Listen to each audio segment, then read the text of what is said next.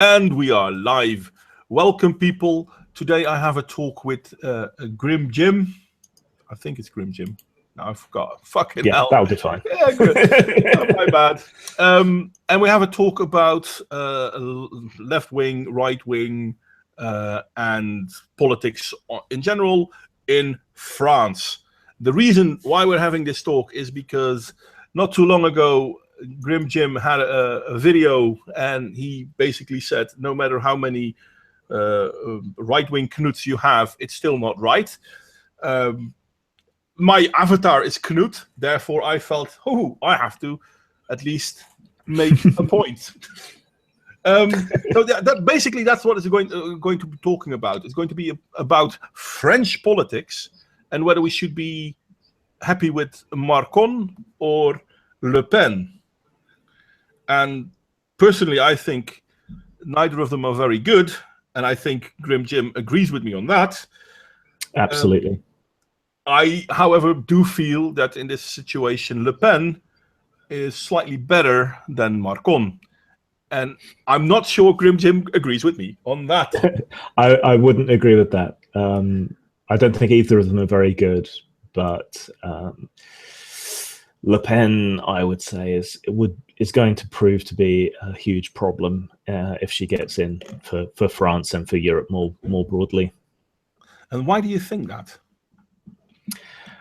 Well, okay, the point that you brought me up on that sparked this whole conversation, what I was basically saying was that the forces of internationalism, the greater communication, the greater flow of goods and so on internationally, the necessity for us to bind together in larger socioeconomic blocks and so on, I don't think that's reversible. I think the internet and the trade links and so on that have been established over time, that's why I made the comparison to King Canute. You know, no matter how isolationist, how nationalist you are, I think this is a force in the world that has to be reckoned with, and it's basically impossible to be purely nationalistic and isolationist in this new context. So I think this is foolish.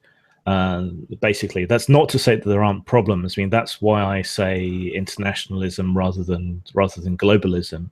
But I think Europe is more keyed towards that internationalism, that cooperation, that working together, than globalism, which is more about exploitation and has all the problems that come with it. So that's kind of setting out my stall a bit. And I think Le Pen is a problem because she's going to try to be a Canute and try and hold this all back. And I think that will cause tremendous damage.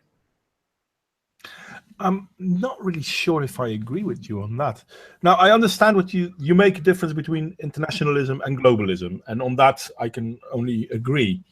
But I'm not afraid that if she were to turn her country inward, so to speak, that it would break the ties internationally. It would break the globalistic tendencies, but I'm not sure if it would break the international tendencies. You can only really compare with Brexit in the UK. Now, her stance, at least as she's expressed it, isn't quite as extreme on the European Union as say the UK Independence Party's has been. She's talking more about a kind of strenuous renegotiation, and in the wake of Brexit, she would have a much stronger hand to do that. And that is something I would actually want to see, would be a renegotiation. But honestly, I don't really trust her on that. And you can look at the damage that Brexit's already doing to the UK, and then you can look to France, and it's likely to have a similar kind of horrendous effect on that country as well. So that's one aspect of what worries me. Even though the words she's saying about renegotiating are good, I think it'll just end up harming France. And if she got in and did push that quite strongly, it would probably end the European project as a whole. I think if France left as well, that would be it. Well, where I am in favor of a strong European Union, I'm at the same time at a point that the European Union we have now well, the best thing that could happen to us is if it fails. Because our European Union, the top of it anyway, is authoritarian. They have absolutely no feel with the member states. On this, I totally agree with the people advocating for the Brexit and all the other exit talks people are talking about. Now, I'd rather see them all working together trying to fix our European Union. But it seems that the center of the European Union and the people around, what's his name, the current Juncker and all his close-knit friends, they are not interested in, how do you call it, evolving. They are only interested in consolidating their power. And most of the problems we see in Europe now are because of the European Union. And these are problems that we shouldn't be having to begin with. These are things that the European Union should have protected us against. I don't know that that's entirely true. I think the EU has been very good for the economies of the participating nations. No, not really. And has been good in various other ways as well. I think, though, it was put together in a much more optimistic set of timeframes. So the big pushes for the EU were, post World War II, wanting to not have that happen again. So, people who were still veterans and remembered that time in the sort of 60s and early 70s. And then there was another big push in the 90s, which was after the Soviet Union collapsed. So I think people were much more, possibly too optimistic back then. But then things have changed. So we're kind of at the mercy of certain forces and things going on, like the radicalization of the Middle East, the conflicts there leading to the refugees, which then puts pressure on European countries. No, because we already saw basically saw certain movements already. For example, the way that Greece entered the European Union, they had to enter. It was important. Oh, it's so important. Everything was great. Greece had to enter. Everyone that had any economic recognition of the situation basically said Greece isn't ready, but they still had to enter because the European Union needed to move forward. And then what happened? Greece eventually fucks up its own economy. They can't pay back the banks the money they loaned, and they should have gone bankrupt. Now, this is a tactic that countries like Greece, but also Italy in the past, have often used. They would inflate their economy until they couldn't pay for it anymore. Then they would break down, and then they will start building it up again. Basically, this is what Greece was planning on doing this time as well. And the banks needed to get their money back, but they wouldn't get all of it back because that's how it goes with loans. But unfortunately, because they were part of the European Union paid their loans, and now Greece is fucked because they're stuck with a loan to someone who they didn't even go into a loan with, which is the European Union. I think we're fortunate that we didn't allow Turkey in, but I think a big part of why Greece came into the EU was for prestige for Greece as a country. But I think Greece would be even more fucked if it wasn't for the EU bailing it out and looking after it. In the past, they've always managed. I mean, this is a tactic not only Greece has used, but we've seen Italy, for example, using the same tactic. Once they are totally economically bankrupt, they would declare themselves bankrupt for a period of time. Part of the loans wouldn't be paid back. That's why they pay such a high rent on their loans to begin with. Okay, well, let's consider it in a different context then. Okay, so say in your country, there's parts of the country that are wealthy, there's parts of the country that are poor. The poor parts can't pay for themselves, but the rich parts sort of, cover them, increase welfare payments, maybe they do social investment and so on. You'd agree that that is a good way to go about things, at least in principle. Yes. Yeah? No, I totally agree with that. So then on a European scale, we're saying that the richer nations in Europe are paying off and covering and investing in the poorer regions. So that's the thing. What is it about? We're not doing that. What is it? Okay, well, what is it about going from that national scale to that international scale? Where's your point of disconnect and objection. The problem is we're not doing that. If we look at Europe, we're not doing that. We're not helping out the poorer countries. We're demanding from the poorer countries. If we look at, for example, how Greece basically has been shafted because they had a debt to banks, which is a private owned. It's not governmental. They had a debt there, and Europe made that private debt a social one, a society's one. And with that, they forced Greece to, basically break down their economy even further than it was already broken down by demanding payments from them, which the Greeks can't really do. So basically, we keep piling on the shit on Greece, and at the same time, we demand from the other European countries that they help out. But this is a problem created by the European Union and not by the member states, not even by Greece. See, I still think that their financial problems would be worse otherwise. I mean, even their former finance minister was advising Britain not to leave, and he wanted Greece out. And we also find that the EU has redirected money into impoverished areas across Europe. That's a big, horrible thing that's going to happen with Brexit. Is a lot of these relatively impoverished sort of trying to think of the word, working class and underclass communities that don't have a lot of money and so on, they were being heavily invested in by the EU. Now that money is going to disappear and it's not going to be replaced by our local government. So that's the same kind of thing working everywhere. I'm sure there's areas in Holland that were getting money back. Yeah, but at the same time, netto, the Netherlands pay a lot and they get money back, which is true for all countries. But that's how do you call it? It's almost like protectionism.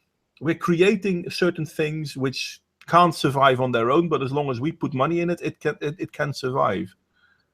Which is also a problem, to be honest. See, I see that on a national scale, where we seem to agree that it's a good thing to help people out and invest and so on. Help people out, yes. Invest, yes. But basically keep people afloat by putting money in it? No, that's not a good idea. And what they've done in, for example, Greece is 100% the opposite. We didn't help them out. No, we're destroying their economy even further. They've lost 4 or 5 governments in the last few years, basically on trying to get the country afloat, and they can't stay afloat because of the European death knell on it. Yeah, I think we can agree that there's a problem. I just think it would be worse without the EU being involved. Yeah, maybe, but so that's what we disagree on. And I would prefer that it was a different approach. I mean, I just see it. I see it similarly to how I see welfare. Within a nation, I want money to be invested to retrain and invest in communities, provide them with resources, training, employment, and so on. Mm-hmm. And that sort of local, more national scale is what I would like to see on a Europe-wide scale, or even an international scale globally, is doing that to build up communities. Whereas just a pure handout doesn't necessarily work. No, actually, it necessarily doesn't work. Demanding it back. The problem is that will never work. It never has. It never will. I mean, giving someone it can money to a degree. No, it really can't. It never has. The problem with handouts, that, don't get me wrong, there's a difference between a handout and a layover period. Yeah. But once you start giving out handouts and people get accustomed to that, then they don't need anything but the handout. Now, when you have a layover period... Sorry, finish your point. Now, when you have a layover period, then people are still forced to look forward. Now, don't get me wrong, people who absolutely can't work for medical reasons or psychological reasons or whatnot, those people, they need a safety net. But people like us, I could lose my job tomorrow, which would be a problem. I should be focusing towards my next job. I shouldn't break down and sit back waiting for the handouts. I agree to an extent. The main point I was just trying to make is that handouts can work to an extent, but there will always be malingerers. There's just not as many as people tend to like to think. You know, people making fraudulent claims and so on is usually much smaller than people like to claim. But even so, I would prefer to see, I think we agree, investment training, you know, those sorts of things.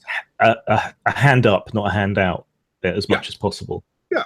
My exception to that would be the idea of a basic income, which I support. But then that's equal and fair for everyone, no matter what. Yeah. And it means whatever work you do, you're improving your lot. So that's a bit different. The problem with I'm not 100% in favor of a basic income because of the problem I see with it. I think it's a good idea if. And the problem I see with it is this. You need everyone to work. People need to have the mentality to do that. If people do not have that mentality, they will lean back and how do you call it? Surf along with it. This is, for example, what we see in a lot of social experiments on high schools and universities as well. People will go as far as they can go to better their position, but once their position cannot be bettered because, well, if I work and you sit home and basically my work space for you sitting home, then why am I working hard? So there has to be an offset. I mean, people who work hard should have the chance to make more than people who do not. Yeah. At the same time, people who don't work hard, but they just, you know, half-ass it, but they can still do a good job. Fair enough. They can do that too. What we cannot have in any society is people waiting for handouts because they can. Once you have that's why I prefer basic income, though, because it eliminates the poverty trap and means that any work you do, you get a benefit. I mean, you could get rid of minimum wages and so on, and that anyone who wants to work at whatever wage, whatever they make, would be an improvement. So it clears that whole problem. It does have other issues, but we'll see how it works out. I mean, they're trialing it in Finland and so on. But the bigger problem in Sweden. No, not Sweden. Switzerland. They were trying it in Switzerland as well. Yeah. I mean, excuse me.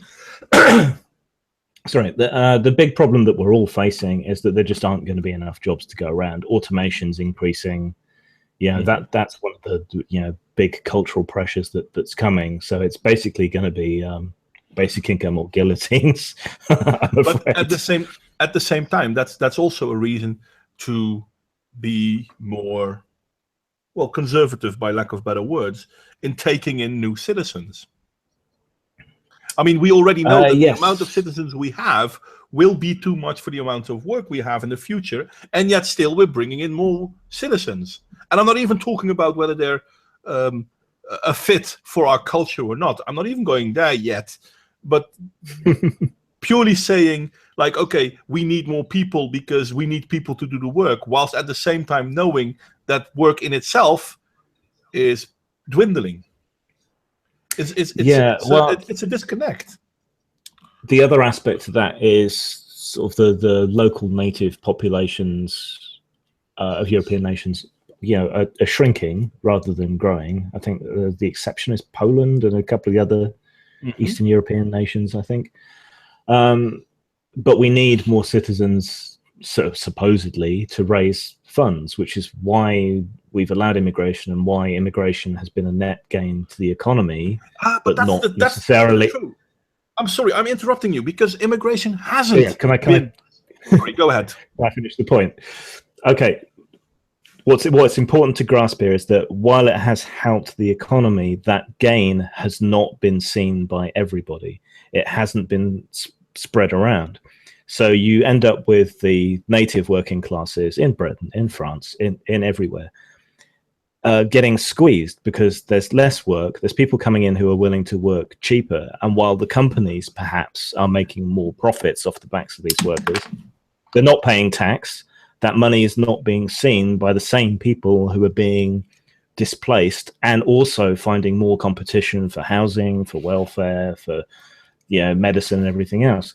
So the gain that you see in the kind of bottom line on the economy looks like a good thing, but it's not being felt by every layer of the society. Yeah, but so that's where the problem comes in.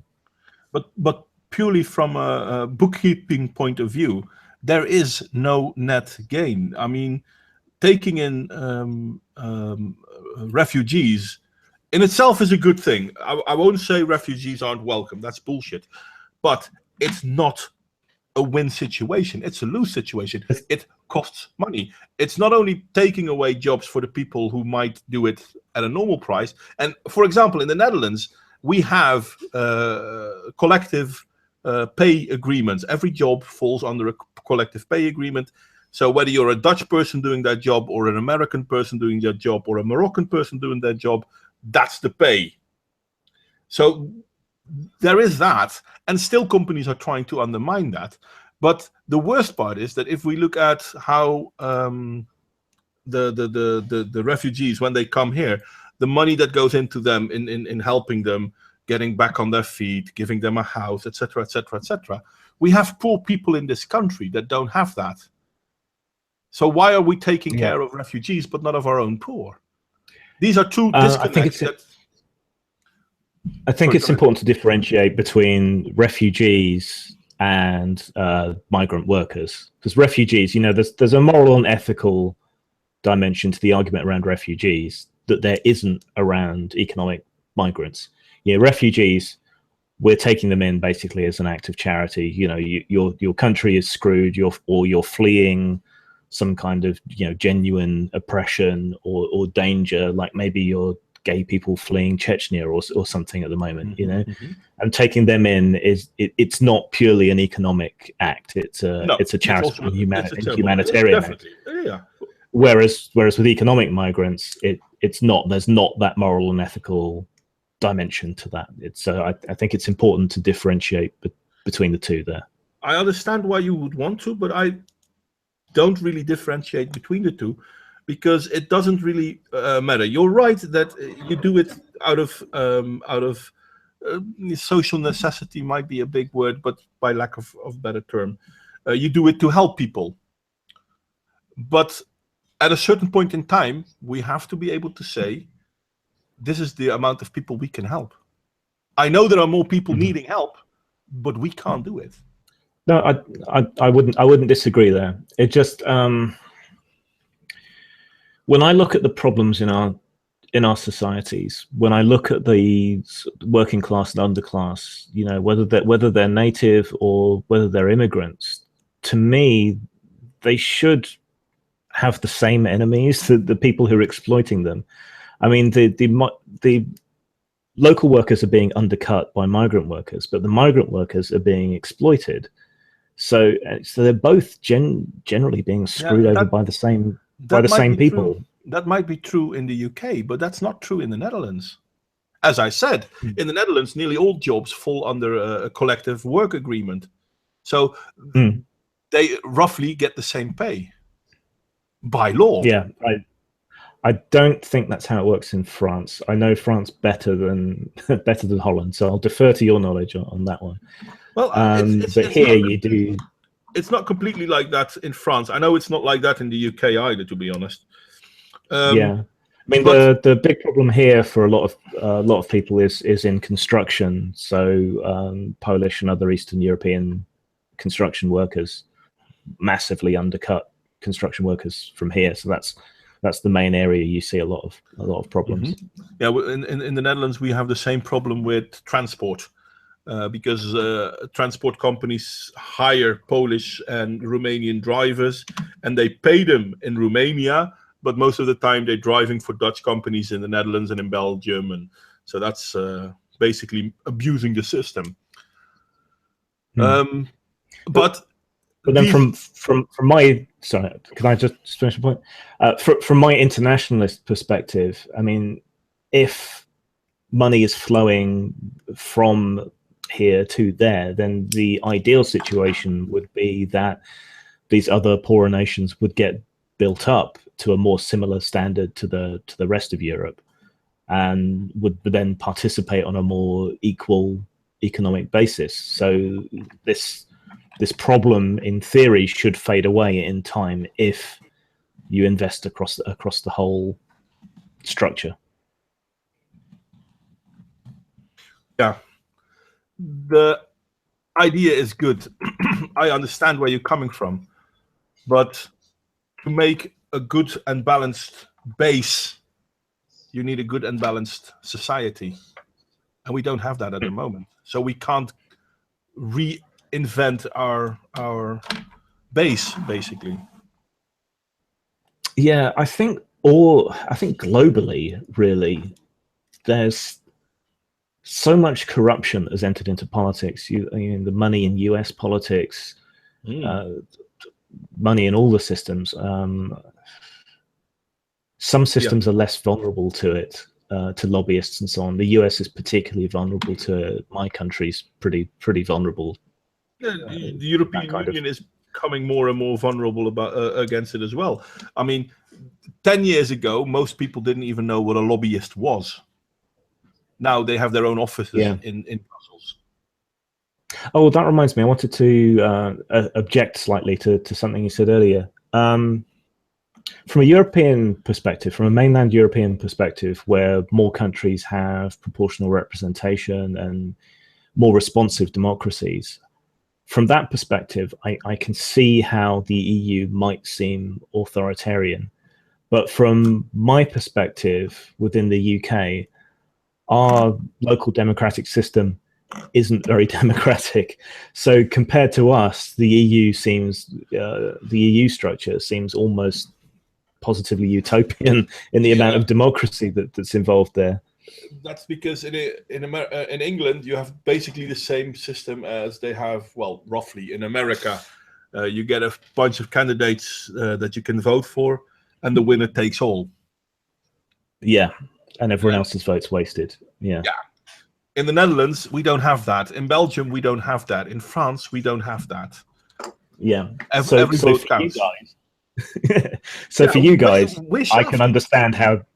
Yeah, for you, I can see how the EU seems more authoritarian. But for me, it's even for you, I would say it's authoritarian though, because do you know how many English people voted for Jung?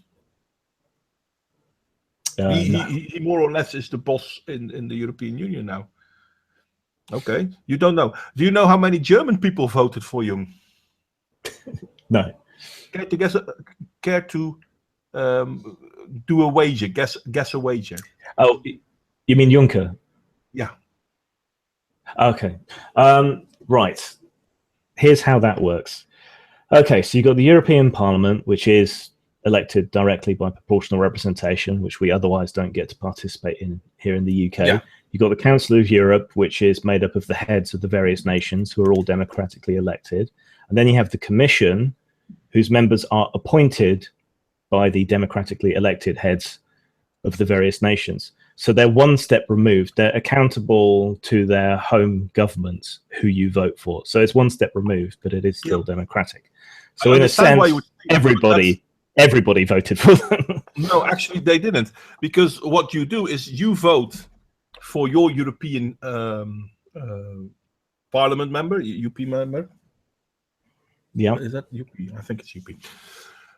Then they are put in a group, and that group then talks as a group with other people from different groups, and then they decide. But your European Parliament member might not agree with the choice that the group he has been put in made. Yeah, we all have to compromise in democracies, but this is one of the things I'd like to. This is one of the things I'd like to see reformed in the EU. I would like to see it more democratic at every level. I mean, this is democratic for the first layer, and everything beyond that first layer isn't democratic. And worst part is that the European Parliament members, they can only vote for something, but that's it. The rules being made, it's not done by them. They can say yes or no. That's part of the problem, I think. Shifts slightly, and the Parliament can propose legislation, but it has to be agreed on either by the Council or the Commission. Which is pretty anti-democratic, because I should have the freedom to bring something in if I'm a European Parliament member. Again, I can only compare to the UK system. We don't elect our prime minister, we don't elect our executive. MPs can propose legislation, but it has to be agreed on by the executive to be acted on. You've got lords who are unelected, but who can end up in the executive. It's messy compared to the UK. Like I said, the EU seems like a bastion of direct democracy, which just says how bad our system is. That is true. Then I'm sorry, mate, but okay. let's go back to the topic. What we started this thing on: Le Pen or Macron. Well, I think all the stuff we've been talking about is important in understanding what's going on there. So I don't think we've actually strayed. I know. I didn't mean to say we strayed, because I totally agree with you. I think it's very important. So yeah, there is that. But if we look at the two candidates, if I look at, for example, what we know of Macron, and if what we know about Marie Le Pen. Not Marine, not her father, but her. But there is a huge difference between the two, to be honest. Macron is very much kind of continuing the status quo. Maybe a slight correction to the right from the previous premier. No, but I think he's further left than Sarkozy was. Yeah. So it's not really a step to the left. What I find my biggest problem with Macron is basically his history. The dude is a banker. And okay, it's a banker in a political office, but he's still a banker. And I want to be absolutely clear. I do not like Macron any more than I like Hillary Clinton or whoever else. Which is basically the problem of the situation we're having, because this is the option: we have Le Pen or we have Macron. Yeah. And if I look at... Go ahead. Sorry. So it's basically, it's like the US election in its own way. It's a choice between the status quo and a radical change that's probably going to be worse. The same as happened with Brexit. But people are so angry and feel so lied to and disenfranchised that they're willing to lash out. And it's just whether we can, but if we look at France, at least, it's whether we can survive that damage. But if we look at France, then the people have actually more reason to be upset than any other country in the world, because France has basically been shafted by every politician they've promoted, and they went from left to right. They went from left to right might be a wrong explanation, but right to left. The different presidents they had. They were always as corrupt as fuck, and they were always a very open border, very globalistic. Hell, you had a president. That basically said, I think it was Hollande. It is Hollande, sorry. That basically said, okay, well, terrorism is something we just have to get used to now. What? Was that Hollande, or was that Macron said something similar? I think. Yeah. He said it's imponderable. That was what he said, wasn't it? But it was Hollande who said it a few years ago. I think the dude has I think only 4% of the country actually appreciates what he's doing. He has the lowest number of any politician ever, and there have been some dead politicians scoring higher than he has. So there is that. And Macron basically said the same thing. So now we have a country that says, okay, we need to have open borders. We need to stop securing our borders. We need to get in more people from the outside. And, terrorism is something that just comes along with it. Yeah, seeing France is a bit of... go ahead, sorry. So France is a bit different to a lot of other European nations in that their Islamic immigration is much more long-standing. It's been going on for much longer due to their imperial adventures in North Africa and so on. True, but So the problems they're having is mostly with new, relatively new, how do you call it? Immigrants. Not completely though. I mean, it's the same. Yeah, it's mostly new people. The same with Belgium. It's not only new people, but it's mostly new people. Belgium also has a huge a Muslim contingent within their borders. But if I look, for example, at Belgium and I look at the Netherlands also have roughly the same size Islamic contingent within our borders, but we don't have their problems because we have different Muslims.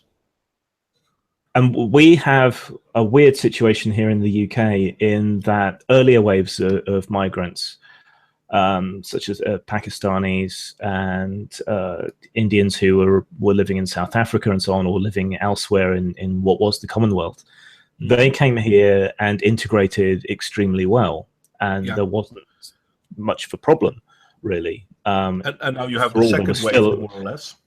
Yeah, for all there was still a lot of racial abuse and so on that Pakistanis suffered, back when I was a kid, they still integrated, became part of the society, and it's not so much been a problem.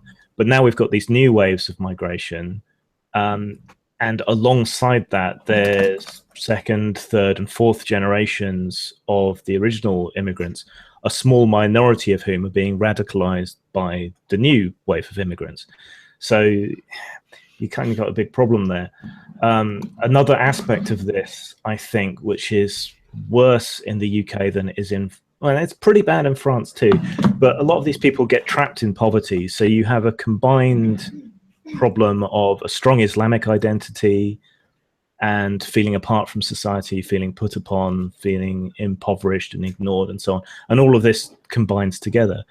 I'm not trying to say, like a lot of people do, that it's not Islam that's the problem, because I do think Islam is a problem. It's not just a religion, it's an ideology, and it's an aggressive, expansionist, absolutist, unreformed ideology. But equally, I don't think we can ignore that economic aspect. Now, France is having a huge problem with all of this, but it's been a huge disappointment to me watching it happen in France, because in many ways, I think France has been one of the nations best positioned to deal with this in an effective way. They've always been quite aggressively secular.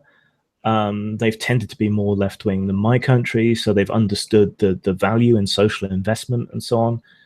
But they've seemed to have shied away from those solutions and moved in the opposite direction to the more sort of authoritarian, impositional kind of point of view. And Marine Le Pen seems to me to be the extreme end of that pendulum swing. And I think her ideas and her policies will make things worse.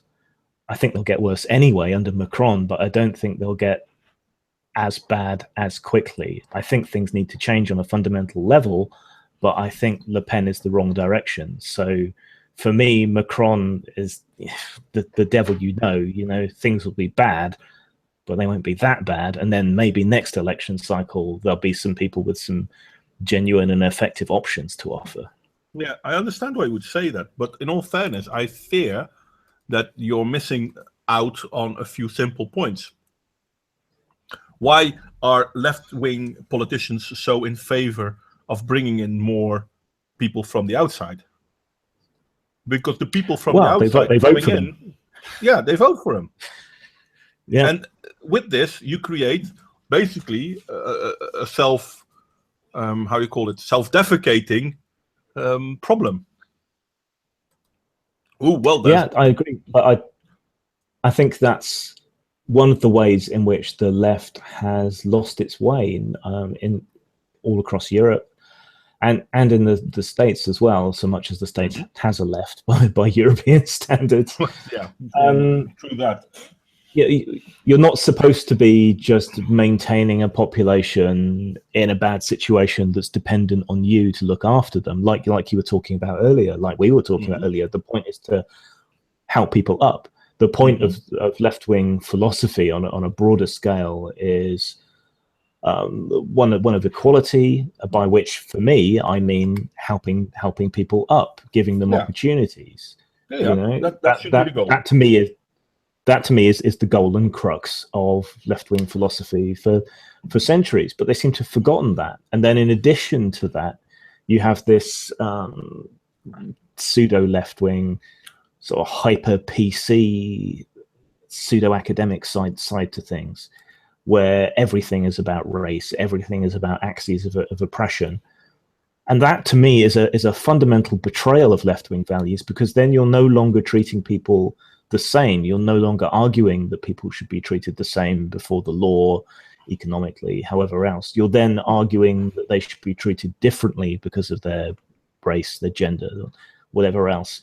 But what we call the left in a lot of our countries seems to have been completely caught up in this set of ideas, which to me are just antithetical to historical left-wing values. Probably, but unfortunately, this is the left that we've had for at least the last 15 years. I really kind of noticed this happening around 2010, but yeah, probably before. It's just it took that long for me to notice. In certain aspects, it's been even before 2000. For example, can you remember how long people would tell you that Islam is a religion of peace and you're not to criticize it? Yeah, that's longer. Now it's okay to criticize. It's okay to criticize Christianity, but you're not to criticize Islam. Yeah, it's inconsistent. This is why I find myself kind of pushed out on a limb a bit. You know, my values haven't changed. I still regard myself as very left-wing, and yet I can find very few points of agreement on many of these social issues with other people who tell me that they're on the left. But from what I know of politics and history, it's them that's no longer on the left, and it's a very weird position to be in. But at the same time, this is also why I personally think Le Pen is a better choice than Macron, because Macron is more than just status quo. Macron is the continuation of a failed system that will eventually has corrupted the whole of the country so much that you can't get rid of them anymore. I do agree. Things can't carry on as they are. There has to be a change. I just don't think Le Pen's solutions are going to be it. I mean, she's too right-wing, even for the UK Independence Party to agree with, and they're basically the BNP who put on a nice suit. Yeah, but she's done a lot to clean up their image, but I don't think she's actually changed what the Front National is. I think it's still very much what her father was. It's just they pay a bit more attention to public relations. It has changed a lot. Now, remember that I said I have a newspaper here? Unfortunately, it's a Dutch one, so I have to look it up. But and this is from a Dutch newspaper, and the newspapers in the Netherlands are just like newspapers everywhere in Europe, fucking left to the extreme.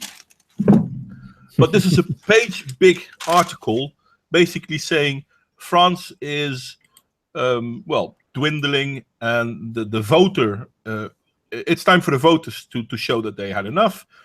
And this is a whole piece of a person living in France, Dutch woman living in France, basically saying, well, you know, there's a reason why a lot of people will vote for Le Pen. And Le Pen isn't that right-wing extremist that her father is. And at the same time, Le Pen, from 8 years old, she has been living I wanted to say protected life, not sheltered, but protected, because of her father, because people basically had death threats against her father and her because of that political, how do you call it, point of view. Now, if we put Marine Le Pen against each other, the father has a very different point of view when it comes to what the politics should be than Marine. And Marine, I don't know. I don't see her as this much of a right-wing extremist anymore. has a lot of people in France, but also within her own party, that do not fit that right extreme party idea that people still have on the National Front. To me, I find it very hard to believe that they have changed that much, and many of her policies are really just the same things worded differently. Her father was very crude and bluntly spoken for a Frenchman. Yes. And she's paid much more attention to public relations and so on, and putting a nicer face on it. But when you dig down into her policies and her comments, I think you find that there's still that authoritarian right-wing smell about it. Yeah, the smell maybe, but I'm not sure if that's justified. And I'm trying to find out where it said this. But if I remember right, Le Pen has gay people around her, Jewish people around her. There are people from different ethnicity within the National Front, because National Front changed from a nationalistic party based on race or ethnicity to a nationalistic party based on culture. And now this is something I preferred. Go ahead. So from one form of identity politics to another, I just view nationalism as another form of identity politics. No, not nationalism, but culturalism. And yes, it is a different form of identity politics if you want. I can grant you that, but it's the one that we need, more or less. Because we will always have one form or other of identity politics. There will always be an in-group, out-group dichotomy going on. To an extent, you can overcome that, I think. I think you have to accept that it's going to be there to a degree, but do you necessarily have to indulge things that are... I can't think of the right way to phrase it. I'm going to say bad, but I don't necessarily mean bad. You know, the problem is, yes, we can't deny that we will have identity politics in a way. It shouldn't be as important, but it will always be part of our society. I think it's a good way to phrase the difference between the left and the right, actually, I think, is to say that the left tries to appeal to our better nature, and bad things can happen as a result of doing that, whereas the right tries to just kind of accept and say that, yeah, you know, people are horrible, we've got to deal with it, which can also have horrible negative effects. But both approaches can also have positive effects. Well, the thing is, you need to have something in the middle, obviously. Mm-hmm. But it's the left that created identity politics as is. It's the left that brought it to where it is now. It's the left that created a Western society that seems to be sorry for being the Western society. I would say that's that pseudo-left side to things again, that kind of hyper-PC sort of being ashamed of what we are. I think there's lots of things to be proud of in Western society. I mean, it seems weird to be proud of something we didn't do. You know, these are things our ancestors did.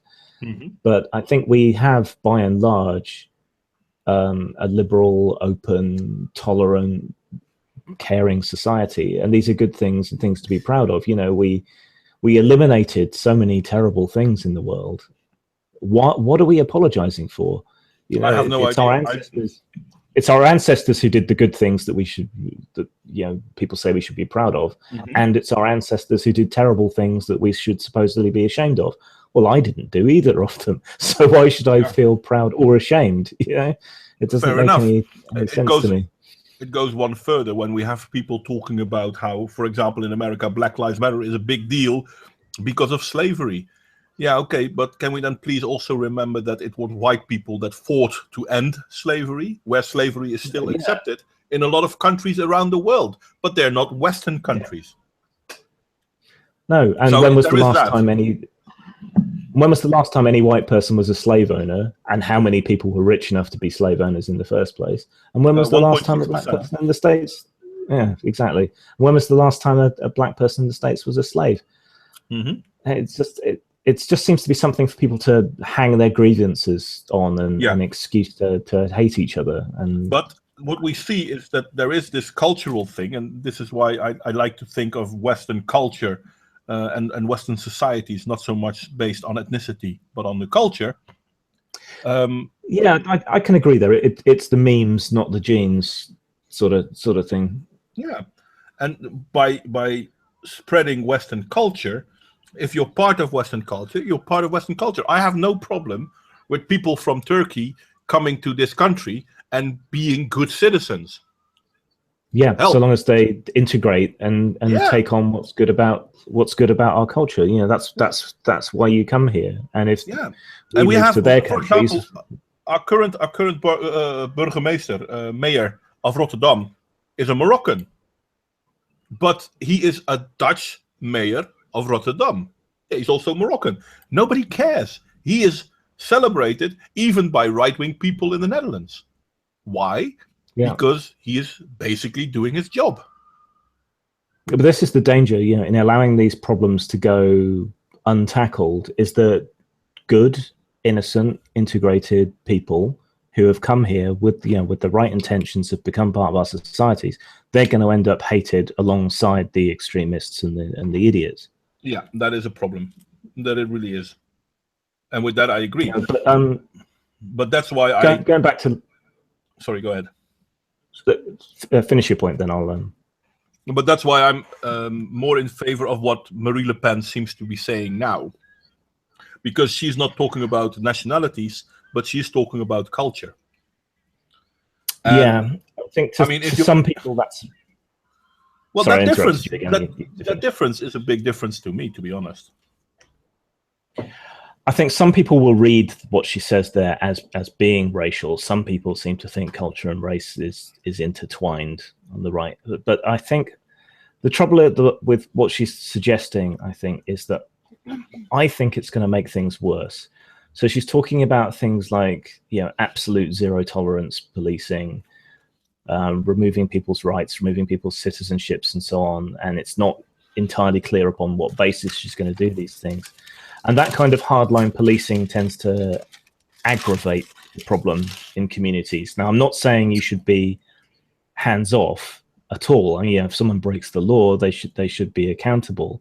But this kind of zero tolerance, you know, very hardline approach, it is an issue. And she's very much thrown her weight completely behind the police, even in cases where it appears they've been involved in acts of brutality. I think there was one where the police it's still being investigated, but the accusation is that some police sodomized a prisoner with one of their batons, and she went to the police stations and backed them up, whereas other people have, you know, talked about, you know, this is a problem, is police brutality a problem, and so on.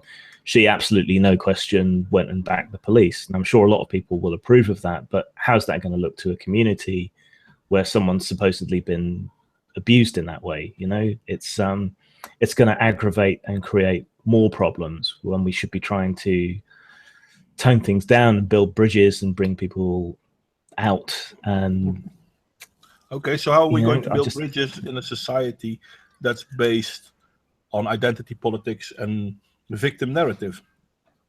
We can't. We need to get rid of identity politics and victim narratives. Okay, the first step to do that is to become a straight shooter, of becoming basically law-based again.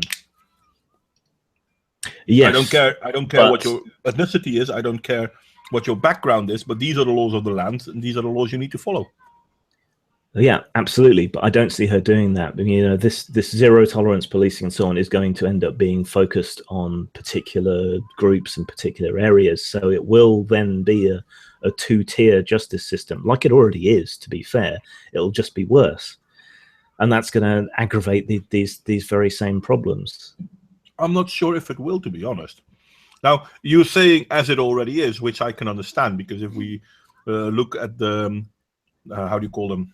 The banlieues, the big pieces of the city outside of the city. Yeah. What's the term for them? It's banlieue or something like that. Something like that. I forgot the word as well. But yeah, there are huge problems in those areas. they are already there, so she can't make them worse. See, when I was talking earlier about how France frustrates me, it's because they have these slums. Banlieue, something like that. That's the word, I think. Banlieue, I don't know. Banlieue. The slums, the French slums. They've got those areas, but yeah, and it frustrates me because France has always been this more left-wing country. They know how to deal with problems like this via social investment and so on, but it just hasn't happened. Yeah, in these cases, they haven't done it. They haven't tried. Not just in these cases. There are. I mean, if you look at Marseille, Marseille is now 50% Muslim, more than 50% Muslim, and French people actually don't like to go there anymore because of it, which is a problem. Yeah, and this is the other thing. This frustrates me in the UK as well. When we take in large amounts of refugees and so on, we just seem to dump them all in the same area. And then they become a sort of instant insular community that has no reason to interact with the wider society. And you see that happening in France as well. Yeah, why aren't we distributing people more widely around the country? So that, Okay, but now I'm going to try to make you look at it from a different point of view. Because, for example, let's take Luton. Well, Luton does have a big Islamic citizenship group of people that are Islamic, right? In Luton. Yeah. Okay. These cause problems. This is not just a statement, but we can... Oh, sorry, hiccups. We can agree that these cause problems, right? Yeah. Okay. Why aren't we allowed to say that Muslims cause problems in Luton? Because it's not politically correct. But isn't it true? Yeah, it is true, though I would add a modifier that I do think economics and so on plays its role as well. But that's not, again, to be clear for your listeners, it's not me saying that Islam isn't a problem. It's me saying that there's a combination of issues here. I'm not trying to attack you. I'm not trying to... No, I'm just kind of preempting. I know some people will try and take it the wrong way on both sides. So yeah, walking a bit of a tightrope. But this is something that's happening in the Netherlands as well. There are Muslims and Muslims, so not all Muslims. Yeah. Hashtag not all. Yeah. But we already have Muslims in the Netherlands that are, well, you're not allowed to have multiple wives, but they are married via Sharia, via their own imams. And then suddenly they have multiple wives, even though in the Netherlands you can only have one wife, which is true, I think, in England as well.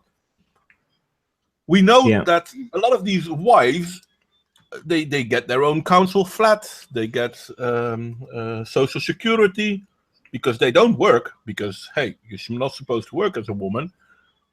So our government, our society, pays for 4 women and 1 man. And those 4 women all have their own house. Well, one of them lives together with a guy, but the other 3 don't. And so long as they're ghettoized, they don't interact with the wider culture. They don't see any other ways of doing things.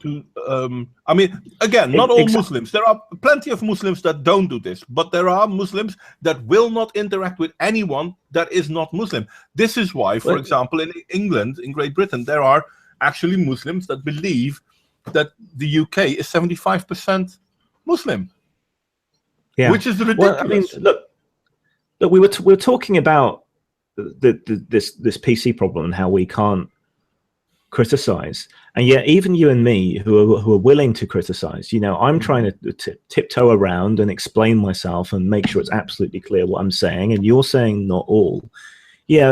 Even we're kind of not exactly scared, but wary of discussing these things. True. It's absurd, isn't it? It is. It's just crazy. The atmosphere is so hostile. Yeah, but it's mostly hostile. Have a discussion. But it's mostly hostile to people like Le Pen, like the UKIP party. And Yeah, to me, that's a reason to say, you know what, maybe we need a political paradigm shift in Europe. Not because the Muslims are bad, but because we need to be able to address the things that are bad. I mean, this is a really important point, actually. Sorry, go ahead. Sorry. Oh, okay. I was just going to say that because we can't have these same discussions as a leftist, as a centrist, as a liberal, even as a moderate conservative, you can't have any of these discussions, which means the only place that they tend to get talked about, the only place that these problems tend to get addressed, even if the solutions that are suggested are terrible, in my opinion at least, is on the further right. They're the only people that dare to talk about it. Yeah, and there's no discussion. That's not good for anybody.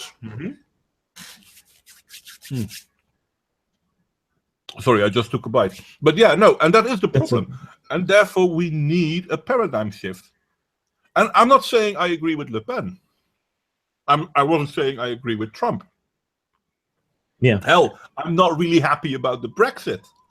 But we need these paradigm shifts, because all of these things happen because of political correctness and the fact that we are not allowed to say certain things. This is a problem. And then if you can't have the discussion, if you can't have the discussion, it defaults to the people who are willing to take the hit, which tends to be extremists. And Le Pen isn't an extremist. She might not be what we would like to see, but she's not an extremist. Her father, yes. I think she's fairly extreme. Maybe not as extreme as her father. I mean, the trouble is, so much false rhetoric has been flung around about politics recently. Not true that. That it's hard to know how to describe somebody. You know, like calling her a Nazi would be way too much, but then nobody would listen to you if she was a. Yeah, but then nobody would listen to you if she was a Nazi anyway, because the term's been used too much. It no longer has power. What a scary world to live in, where the word Nazi is just brushed off because it's been overused. Yeah, well, that's the thing with racism and Nazi. These are misogynist. Yeah. We have the left to thank for this. We do. Feminism, critical thought. No, not critical thought. Critical theory. The Frankfurt School of Thought. It's basically all the same thing, and they have been undermining our societies. And unfortunately, this is one of the moments where I'm going to say, okay, I was in favor of Trump because Hillary Clinton is scary. I'm in favor of Le Pen because Macron is scary. And everyone is telling us, but Macron is the better choice.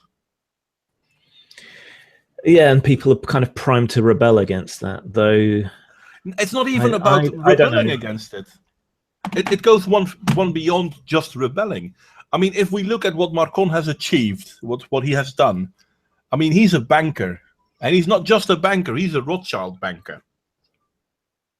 Which is the bank that is the most known around the world because they are fucking everywhere. Which is a problem. It is. That's another thing that's difficult to discuss because the Rothschilds always get brought into every crazy conspiracy theory. So it's hard to talk about what they actually do get up to without sounding like a crazy person. Well, yes, and I agree with that. But at the same time, and this is something a friend of mine used to say a long, long time ago, if I'm in the vegetable garden of my neighbor, it's a bad place to be tying my shoelaces. Because if I start tying my shoelaces in his vegetable garden and something happens with his vegetables, my name is the first to roll. And basically, this is the same here. Macron, the Rothschilds, maybe they didn't do anything bad in the world. I don't know. Maybe. But the fact that they have this air around them gives me a reason to say, you know what? Then let's not have them as president. Yeah. Well, here's why I think Le Pen is worse of the two. I mean, to repeat again, neither of us think either candidate is very good. True. We just differ on which of the lesser evils we think is better. But for me, if we accept that while Islamism and so on in these areas is a problem, there is also this economic element, then her protectionist, nationalistic, sort of isolationist, though she's not completely isolationist, but you get what I'm driving at. Her stance and her anti-Europe. We are being told that they are... Oh, sorry, go ahead then. Sorry, my bad. Yeah, let me finish and then you come in. So, and her anti-EU stance as well. All of these things are going to cause massive problems for France's economy, which is going to make the economic problems worse, which is going to inflame problems in the impoverished areas, not just the impoverished Islamic areas, but the impoverished French as well. And the French are never shy about rioting and striking and so on when they're unhappy. So those approaches are going to make things worse. And her hardline approach to policing and authoritarianism and so on. Well, they could. Also going to flare up problems in these communities. So I just think she's going to make things worse faster than Macron will. That's why I'm set against her. I'm wondering how it could get worse though. Considering that for a period of time last year during the summer and the early autumn months, we had at least one terrorist attack per week. I'm really not sure how it can get worse. It can get worse, I think, by going from isolated terrorist actions to something more wholesale and large scale. Remember the riots they had? I think we could see something like that again, but worse. Definitely under Le Pen, possibly even probably under Macron, but I think it would more likely to be worse under Marine. Yeah, I think it would be worse under Macron, because under Macron the police are not allowed to intervene, which will then mean that they will come into action basically too late. And then you will see more force being used. I mean, did you see any of the... Yeah, go ahead, sorry. Did you see any of the May Day protests where they actually threw firebombs at the police? Yes, in Paris. I mean, I can still remember when I was about 18 years, so it's quite some time ago, fair is fair, the police in Paris walked around with semi-automatics. And in that period of time, I cannot imagine anyone throwing a firebomb towards a group of policemen. Yeah, it's the gendarmes that are armed, isn't it? They're a separate paramilitary force to the regular French police. So I don't know, but I saw them everywhere. Yeah. But see, I just think... See, I looked at the situation with the firebombings and the confrontations and so on, and to me that worried me that like I say, Le Pen's actions would make that kind of thing more likely and worse. That's what it made me think of. I didn't see a situation. Yeah, I'm kind of thinking. I didn't see it the other way. I'm kind of thinking or hoping perhaps that she will bring back the rule of law. And don't get me wrong, I don't want the rule of law basically saying, okay, let's oppress everyone. But we have laws. As a society, we have laws. We need to uphold those laws. We cannot say, well, this law, well, it applies to you, but it doesn't apply to the next guy. Because we don't want to be called racist. Again, we agree there, and that's something that I would regard as a left-wing value, equality before the law. And we don't have that in France at the moment, and I don't think we'll get it under Le Pen, unfortunately. I'm hoping we get it under Le Pen, because we won't get it under Macron. We haven't gotten it on any of the left or right-wing politicians in the last 20 years in France. But it's not just France, because we don't have it in the UK, we don't have it in the Netherlands, we don't have it in Belgium, we don't have it in Germany, we don't have it in Sweden, to name but one of the money fuck-up countries we have. We in the West have forgotten that equality and equity are not the same thing, and equality for the law goes both ways. Yeah. And no, I agree. I think this is an outgrowth of the same identity politics problem. We've stopped treating people equally. and we've started treating everyone as a special case. To an extent that's true, because every individual case is important, but every individual should get the same consideration, the same rights, the same treatment in front of the court, not special treatment. Yeah, but at this point in time, I'm Muslim. Oh, okay, that's okay then. Or I'm black. Well, okay then, that's okay. No, these are not excuses for negative behavior. But somehow it is. I mean, if we look at... Go ahead. So some of the excuses we see in various reports. I mean, I don't trust the media. They'll always filter something one way or the other. But you hear stories about rapists who are let off because they didn't understand, because in their culture it's different. Well, no, you came here, you broke the law in our country. Our law says it's wrong. You don't get let off but just because you didn't know. It's stupidity in itself, though, because even in those cultures, let's say Syria, let's say Iran, let's say Afghanistan, raping a woman is bad. They don't allow it there. 4 witnesses.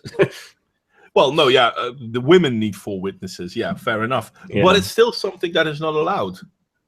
And somehow we have people in Germany raping boys, raping girls, and then saying, "Well, oh yeah, I didn't know it was wrong. I didn't know she said no." Well, bullshit. What judge in their right mind would say, "Oh, okay"? But we see people getting off because of it. No, this is beyond stupid. And why aren't my fellow people on the left, which I still regard myself as, why aren't they arguing for this, saying, look, yeah, we want to give these people the opportunities and benefits of this country, but they have to abide by the law the same as everybody else. They should be treated the same, good and bad. Why you're welcome in my house, but these are the rules. So please be welcome in my house, but abide the rules. I say I don't understand, but I kind of do understand where they're coming from. I think they have the best of intentions in what they're doing, but I just don't think they've thought it through. I don't think they're I don't even know how they can have the true to the philosophy. I mean, I always try to see the best in people. It's a flaw. Yeah, but well, no, I understand that, because as I said earlier myself, I considered myself left for a very long time, and even though my viewpoints haven't changed, I'm wondering whether I'm still left. I still think that we need to build in societies safeguards for the people who have it hard. At the same time, not as hard as the left is now pushing it. Yeah, I mean, you said we need a paradigm shift in politics, and I think it's already happened, but it hasn't reached government yet.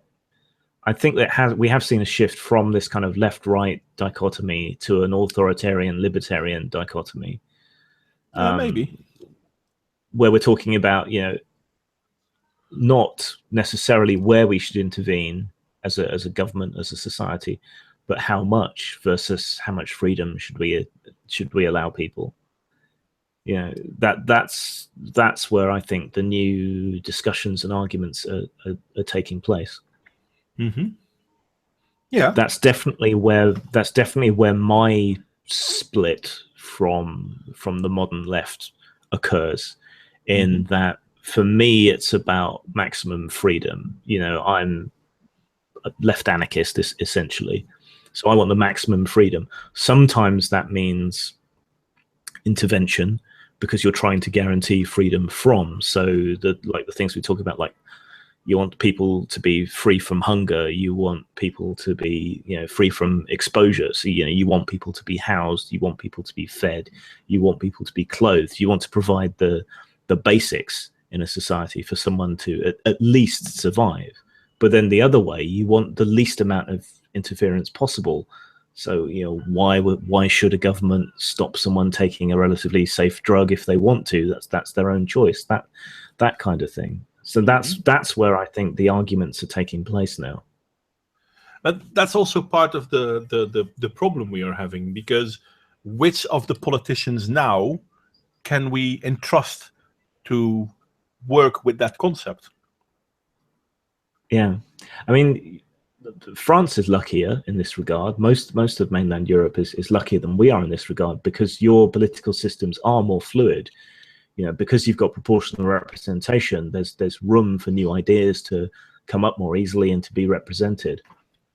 Yeah, So, but at the same time, we have the same problems, because the main problem is still that politics doesn't really change, and the media is making it sound in a certain way, so people don't really know right from wrong. This is basically what happened with Gamergate as well. People are being yeah, fed a narrative. yeah, I mean, yeah. if we look at I the don't know. Netherlands. Oh, sorry, go ahead. I was just saying, I don't know how to break this cycle. It's something I've poured a lot of thought into. And, you know, for a while it looked like alternative media, things like YouTube and so on, were going to make a dent. But then they've got their own problems. Yeah. You know, they don't have the resources to fact check and so on. Whereas mainstream news, it's all about the money or the clicks or whatever it is. It's not about... When it comes to fact checking, the alternative media does more fact checking than the mainstream media, I've noticed. And in aggregate, yeah. What the closest I've come to finding a solution to these problems is training people to be skeptical and to check multiple sources and so on. But you know, then watching the news becomes a job. It's no longer something you just do passively. You know, turn it on at 10 o'clock, watch the headlines, and then get back to what you're doing. You know, it requires you to participate and to get involved, and not everyone has the time for that. No, that is true, but it's scary though, because if we look at it, for example, the Netherlands just had the elections, and Rutte won again, and everyone was saying like, okay, in the Netherlands, Wilders, who according to a lot of people is right wing, but if you read most of his stuff, he's just as left as the rest of them, but he has some protectionistic ideas when it comes to culture. He has a problem with Islam. He has a problem with people coming here and misbehaving. Yeah, okay, you can call that nationalistic. Personally, I say you have laws, and they want to enforce the law. So to me, that's not nationalistic. That's just common sense. But okay, everyone was worried, or not everyone, but the media was worried that Wilders would win massively because of the increase of terrorism in Europe, and for a time he was the biggest party in opinion polls, but he didn't win. He got 20%, I think, of the votes. No, not 20%. He got 20 seats, and Rutte got 30 seats, 30 and a bit. And the newspapers were all like, "Aha, Wilders lost." Yeah, but wait a second. Yeah, no, but he did gain massively. He gained massively. He's the second biggest party in this country at this point in time. Why are we still talking about how he lost? Well, this is the other thing that frustrates me. I mean, you look at Wilders. That is how you pronounce it, isn't it? I always wonder. Yeah. You look at him, and you look at the issues in the UK with Brexit, and you look at Trump's success in the US, and you look at how well Marine Le Pen is doing in France. There's all these challengers who are tackling these subjects, even if I don't think that they're approaching them in the right way, and they're making massive headway. But all of their opposition is just beating the same old drum. They're not changing things up. They're not engaging with the issues that have enabled these people to make such gains. There's just doesn't seem to be any sign of the opposition to these populist uprisings, whatever you want to call them. There doesn't seem to be any sign of the opposition learning anything. It's massively frustrating. And that's part of the reason why I'm going to say, okay, I hope Le Pen gets in, because then the media can't spin it the way they are doing now. Look at Trump. They were spinning it 20 ways to Sunday to get him out. They failed. Now his first 100 days are over, and they are actually, on certain points, in favor of him. Not all, obviously, and I don't think he should. Hell, I mean, I don't 100% agree with what he has done so far either. This is okay. I don't mind. I mean, I would have probably not agreed with anyone 100%. He's turned out worse than I thought he was going to be. but he hasn't been able to accomplish that much. Which well, it hasn't turned out worse to me. What I find more funny is the way that the media is turning out, and how the laws, the judges are ruling basically against him, when basically what he's doing is the same as what Obama did, but when Obama did it, nobody gave a damn. And now he does it, and suddenly it's a bad thing. It's just funny to me. But then again, it's America. I don't really give a fuck. Presentation is so much. Yeah. But this is the thing, though. If you're not part of the status quo, and in all fairness, Trump isn't part of the status quo, therefore everything he does must be wrong. Now, if I read up on what he did with Yemen, yeah, dude's an idiot. Syria, dude's an idiot. But then again, if we look at the same thing that Obama did, the dude's an idiot too.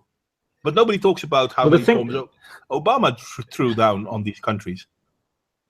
See, the thing is, I'm old enough to remember Reagan, and he was a doddering idiot as well. But you know, he's credited with all these amazing things and so on. Makes me wonder how Trump's going to be remembered in the end. But to me, at least, the silver lining with someone like Trump, someone like Le Pen, and eventually over here with Brexit, is that I think this such an extreme lurch in one direction means it's inevitable that there's going to be a backlash the other way. No, definitely. But I just hope that by the time it comes round for that backlash, the opposition will have learned something and won't just be beating the same old drum, because you know that's not going to improve matters if they sweep back into power and haven't learned anything.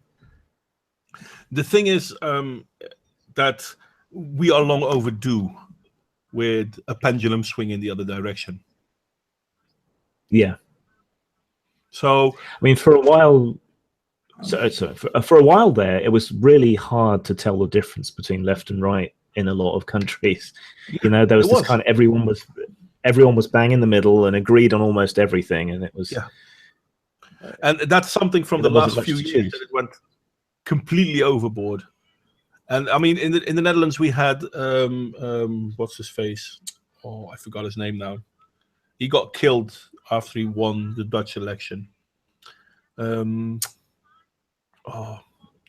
guy. Damn it, I'm crap with names. Yeah, I know that one, but I can't think of it. Anyway, he died, and in a way, I'm not sorry that he died or anything, because it's nothing to do with me.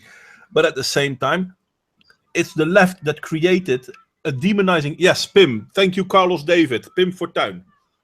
The media created a demonizing idea of who he was, and then some left-wing nutjob killed him. But if you listen to what he actually had to say, yeah, I do, Mike Hunt. I do. It just takes some time for us to get to see what you just typed. Don't be like that. Anyway, it takes some time for people to recognize what they're saying. And we are still seeing it right now. If, for example, there are new right-winged, Dutch right-wing, so it's still fucking left. But okay, Dutch right-wing politicians who are like, yeah, but we need to change how we are doing certain things. We can't allow people abusing the system. We can't say, well, we have to protect the Muslims because we are the one needing protection from. So those two things don't go inside. And if we look at... I don't think you can get to equality by giving people special treatment. No, you can't. But what we are having now is that we have, even in the Dutch media, we have talk show hosts who then invite a right-wing speaker, and they basically don't allow him to talk. And it's not whether I agree with him or not. It's the fact that we don't even want to hear them. And therein lies a very dangerous problem, because what happens when you take away the voice of people? They only have one more option open. And that's violence. Yeah. And surely if you believe in your ideas and that they'll win, you should be willing to discuss with these people. And yet even if they don't win, you should always be willing to discuss these people. It's not whether you're in favor of them or not, but you have to recognize that certain ideas which are not your own are still part of society. Yeah, and it's so stupid when you speak up for people's right to speak, you end up getting lumped in with whatever extremist it is you're defending. Their right to speak, even if you don't agree with them at all. It's stupid. I kind of feel like that's one of the reasons why I did want to do this stream, because I do feel sometimes that, okay, you know what, I'll be the devil's advocate. I don't mind, because it needs to be done. Because we do need a paradigm shift. And it's not that we need to say, okay, foreigners are no longer welcome, because that's bullshit. Hell, my wife is Polish. Hey, I'm not Polish. My wife is. So it's not that I care. I apologize. I apologize for slagging off Polish builders. Then tell her.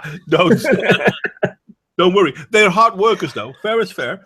They are. I had a gang of them working next to me on the house just next door for like 18 months. And they weren't the best neighbors, so maybe I'm a bit biased. Yeah. Well, they're not. It depends. I mean, we had Polish neighbors not so long ago, and they were great guys. And I have a colleague who had Polish neighbors, and they basically they worked, and when they came home, they drank.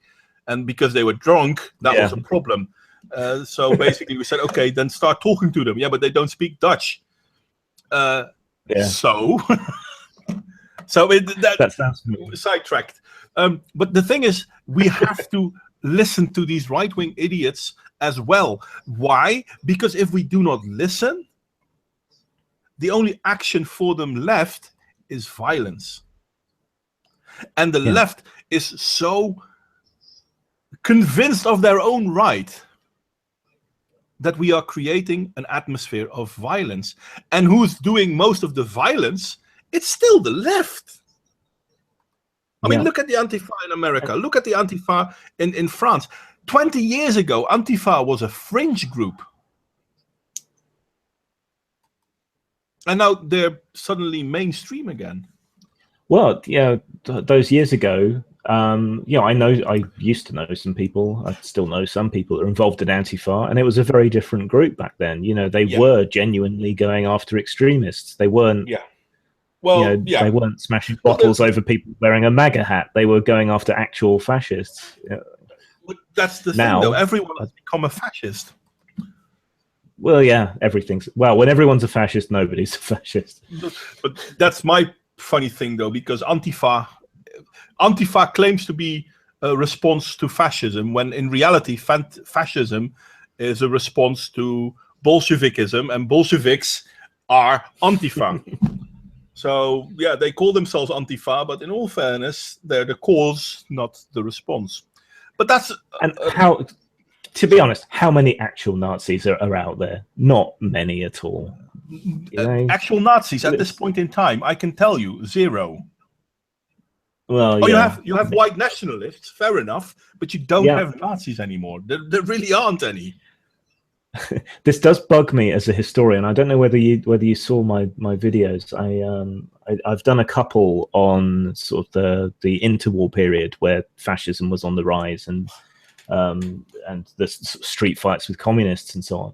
Yeah, and it's a fact, if you go back in history, that the kind of street fighting that the far left engaged in helped the far right in that interwar period.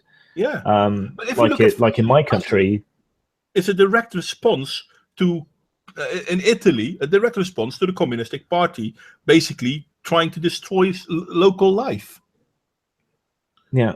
It's like over here, right? Oswald Mosley gained a certain amount of prominence with his black shirts and this British fascist party. You know, he had the backing of a newspaper and some people in the royal family and so on. He was doing quite well. Then that support faded away, and they were headed towards irrelevance. Then he led a march into a majority Jewish neighborhood, and that led to the Battle of Cable Street, which was a massive street fight where the black shirts were basically prevented from doing their march. But because he responded to that quite calmly and cancelled the march, and because all the violence was coming from the left, the fascists came out of that looking incredibly good, just as the more right-wing people in the recent problems in the States, in Berkeley and so on, have come out of those confrontations looking good. And it has, back then it increased their popularity. It made them a force to be reckoned with again. And it's only bolstered the right today. If you want to... I'm even going to say... I'm even going to say that fascism isn't a right-wing movement. Fascism itself is a left-wing movement. It's just a more nationalistic left-wing movement. It's complicated. Fascism is notoriously hard to define in any effective way. But for me, I would still place it on the right, not necessarily because of the nationalism. I mean, you had Soviet nationalism in World War II and so on. But because the Nazis are so, the far right were so fixated upon hierarchy and purity. Fascism and Nazis aren't the same, though. Don't. I meant to say fascism. It's it's kind of funny though, because a lot of people seem to think that fascism came with Mussolini, but fascism was a grassroots movement from the population. Mussolini gave it a head, but he didn't create it. It didn't come from him. It was already there because it was a response to the Bolsheviks. Yeah. But that's what places it on the right, I think, is its focus on strength and hierarchy and those kind of things. Kind of a natural order and an unequal order, whereas left-wing philosophy tends to be more about, at least ostensibly, about equality. But wouldn't that make Antifa right as well? I would not consider them to be right. They are a problem. This new identity politics, this is why I consider this new identity politics to not be left-wing philosophy, because it creates a hierarchy. It might be a turned on its head hierarchy, the whole progressive stack thing. Mm-hmm. That's profoundly anti-left-wing. The idea is you're supposed to treat people the same, not elevate one group or another. And okay, they're making the supposedly more oppressed people the ones with more power, but that's not equality. What the hell are you playing at? Yeah, no, that is true. Well, but anyway, if I look at politics, even in the Netherlands, and we are famous for our consensus politics, even here we've basically gone far to the left, and it's something that happened in the last, let's say, decade. And it went really fast. It's the same mentality that says that Obama wins the Nobel Peace Prize even before he did anything, and he goes into the history as the one president of America that bombed most by far, which is that's a little unfair, because the idea is that by preemptively giving the Peace Prize to certain global leaders, the committee is trying to exert an influence and encourage them to be peaceful. Yeah, they just failed horribly. But people still think, well, yeah, but it's Obama. You're right. It's not the fault of the Nobel Prize Committee. But at the same time, our left-wing news basically still pushes that idea of like, yeah, but he got the Nobel Peace Prize. Yeah, he got the Nobel Peace Prize before he did anything. The big problem with Obama for everyone, I think, was that he was just a disappointment. There was a hunger for genuine and real change that was there. Definitely. It was something that he tapped into, but then completely failed. Bush, to be honest, Bush was dreadful. I never thought he would be worse. Yeah. Which is, But yeah, I just let people down. That was the problem. Badly. But if we look at, for example, the UK now, I mean, the Brexit is a thing. Theresa May has to run the Brexit, and I think she's running a tight ship, so she's doing what she can. But what a lot of people seem to keep forgetting is that Theresa May herself wasn't in favor of Brexit. No, she was pro-Remain, though how much that was to do with pressure from the higher ups and party loyalty and so on. It's I think I've read a few articles, and she seemed genuine in this. And she has been. I mean, she was Home Secretary here, so she was at loggerheads with the EU over various things like various human rights issues and border control rights and deportation and various human rights issues.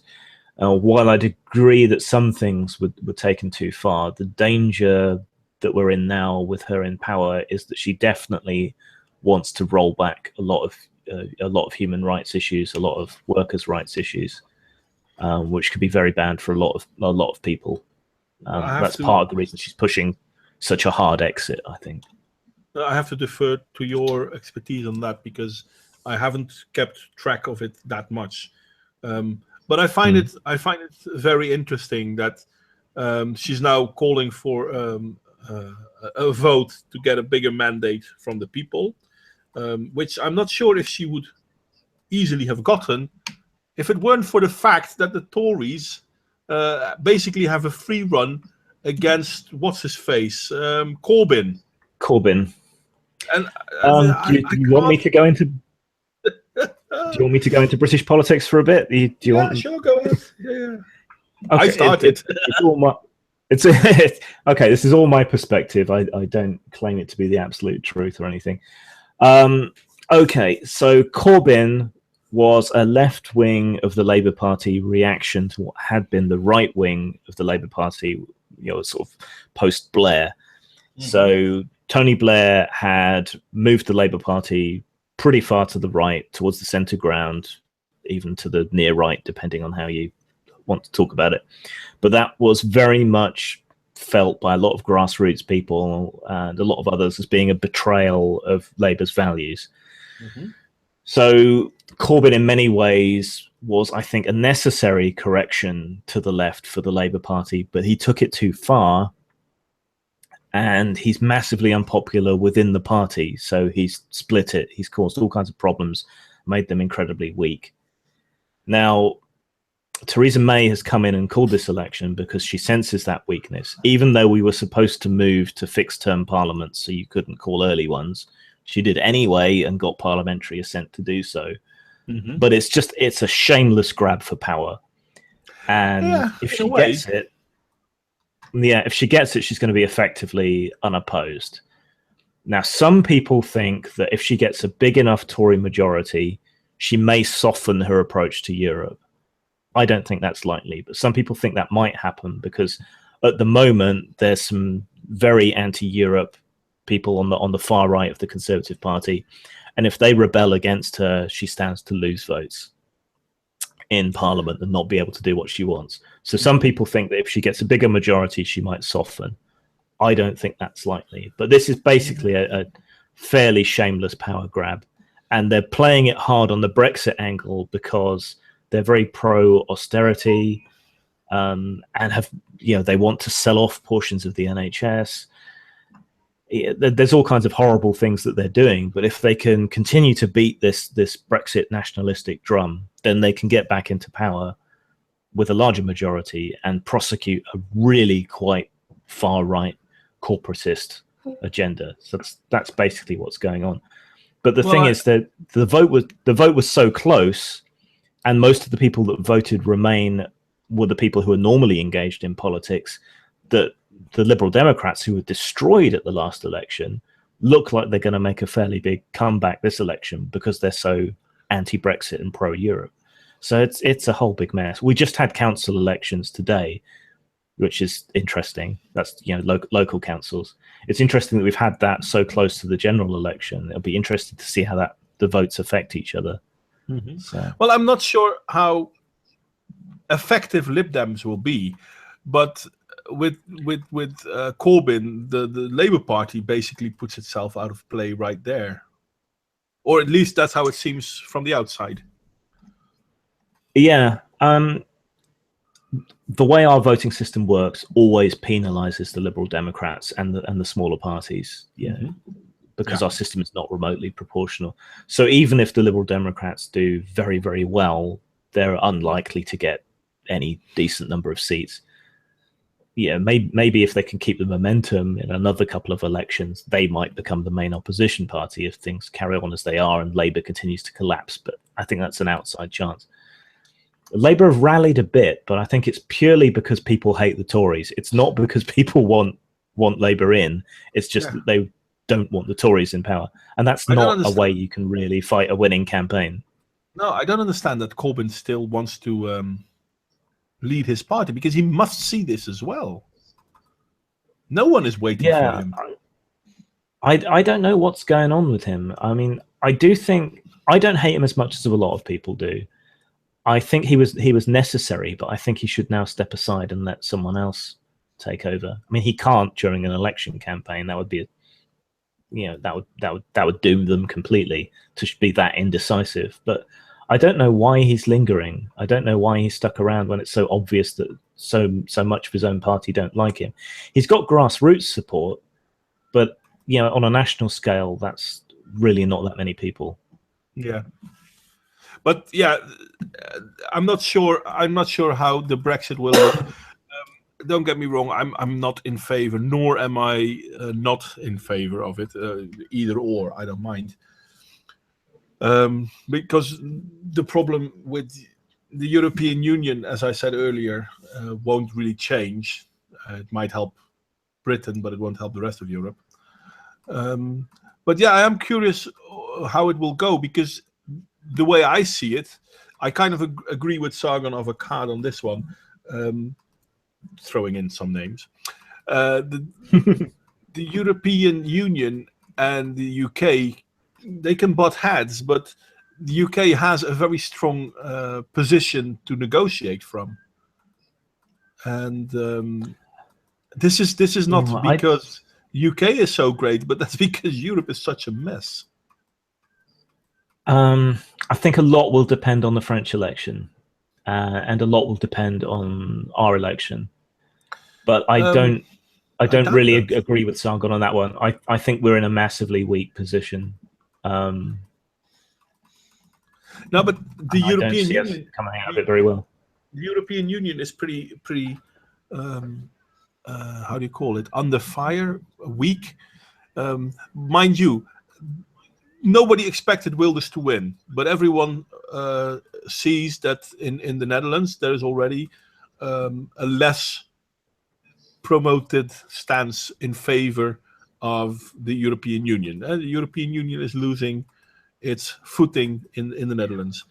There is France. If Le Pen wins, this could be a problem for the European Union. In Italy, what's his face?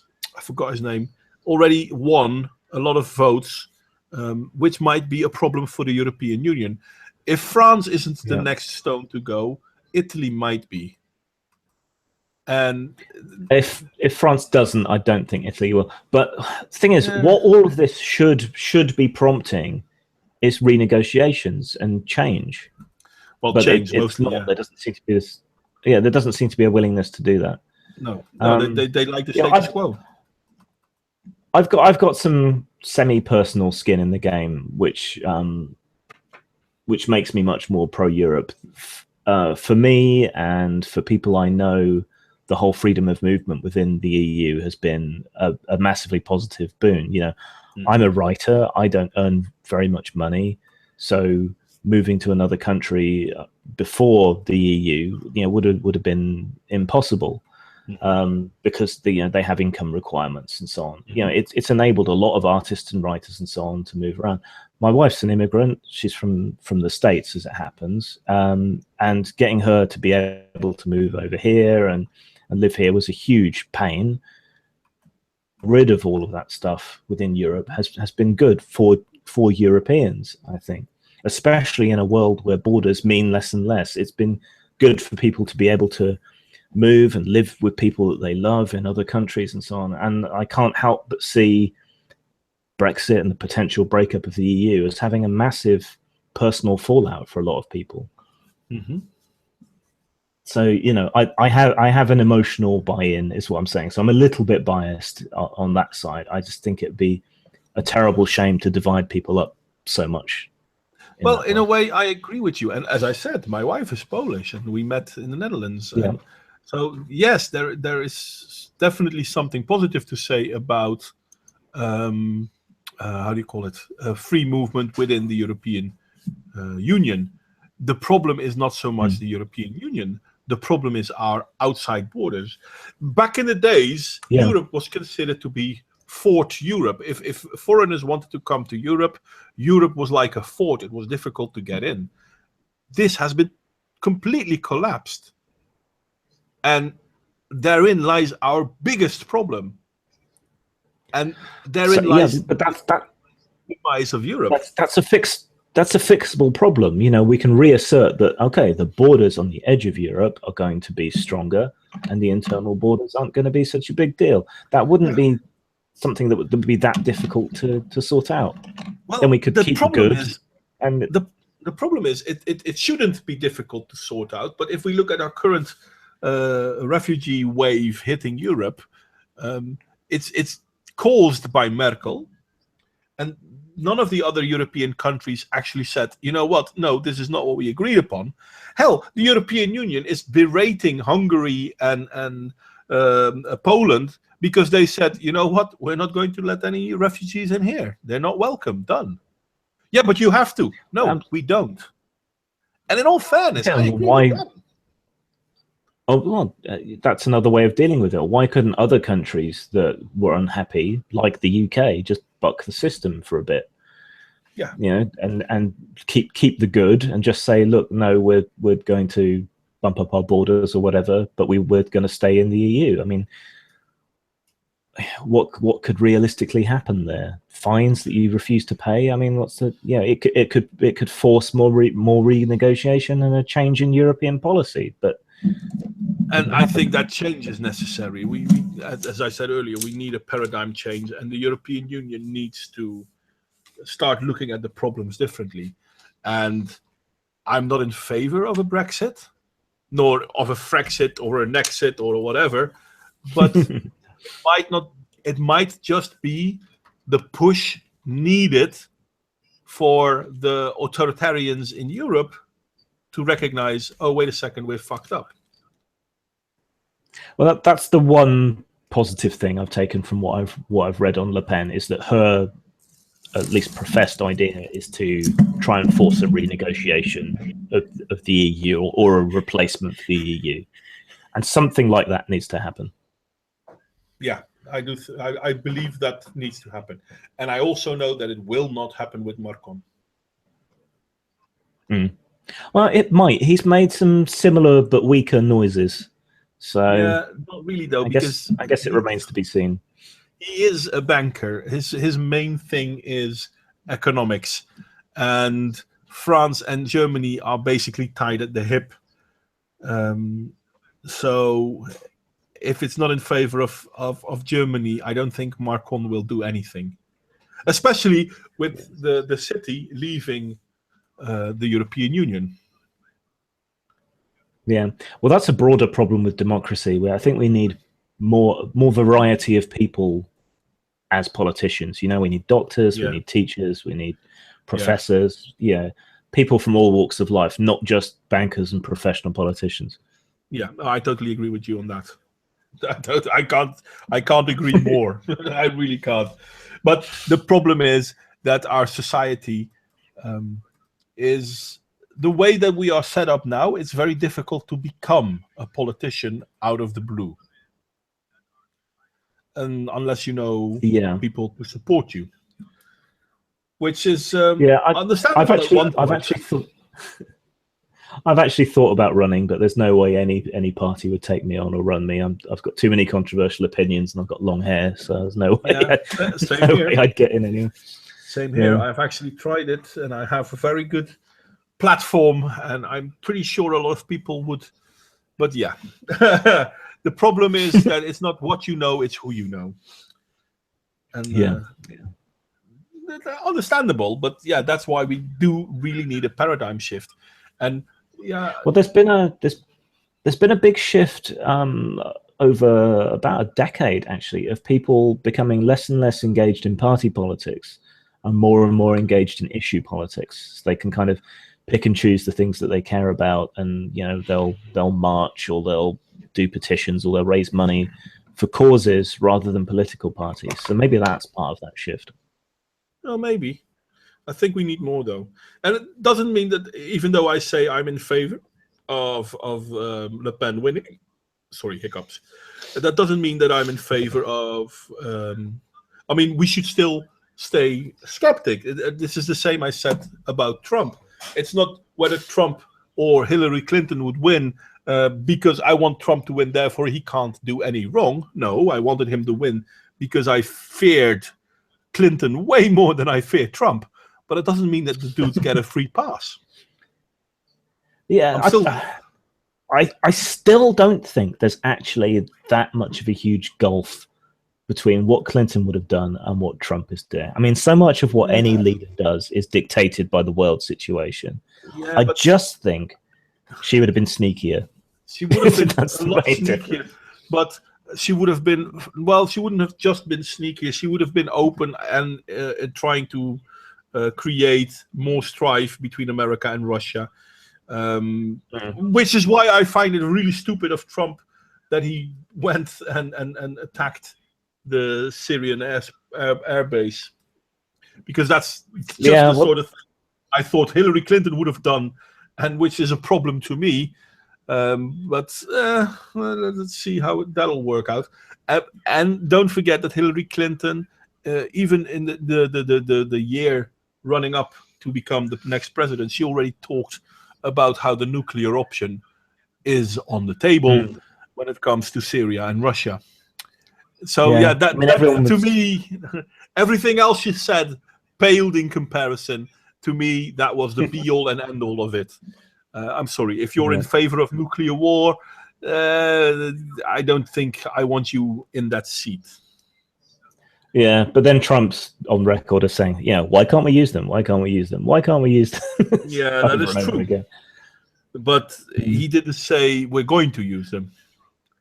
No, that's that. I know it's a small difference. It's a nuance, but it's a nuance that I care for. And I mean, I think it was 98. I can't find the original transcript. I found the written transcript. I know there is a voice recording of it too.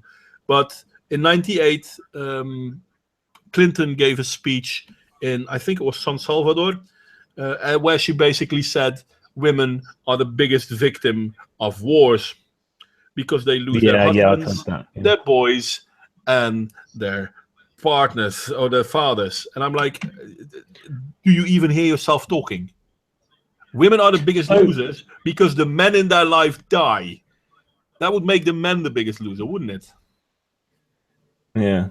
So with Le Pen, is it that you just think it's worth the risk? Is that that what she's suggesting might work? What is it about her platform that you think makes her less bad? I don't see a big risk, to be honest.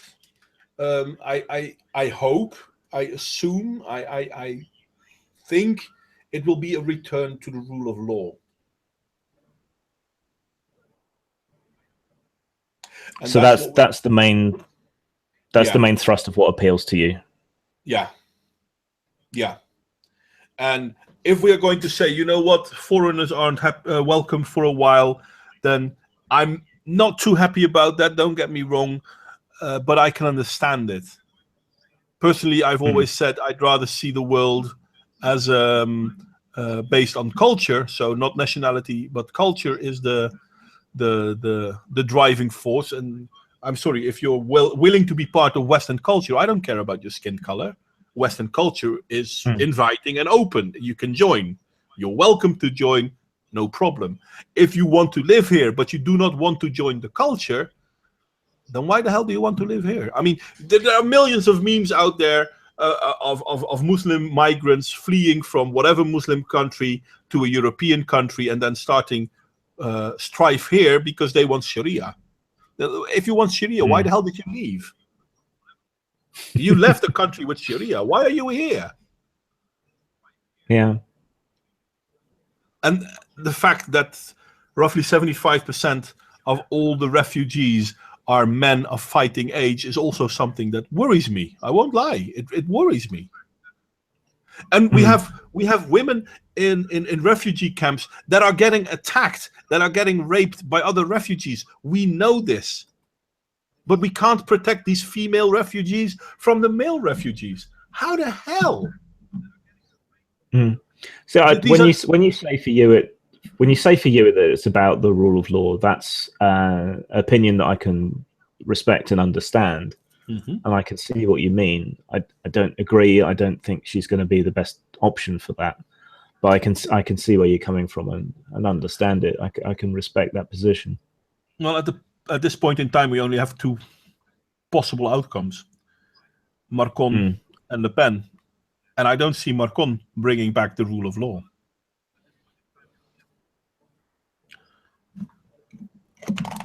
So I think that's for me. It's just I don't see that either way. I see things getting slowly worse, like I said with Macron, and I see things turning into a fairly bloody mess under Le Pen. If she pulls it off, I will happily eat my words. If she gets elected, of course. But yeah, well, as I said about Trump, it's not that because I endorse her now that she has a pass to do whatever.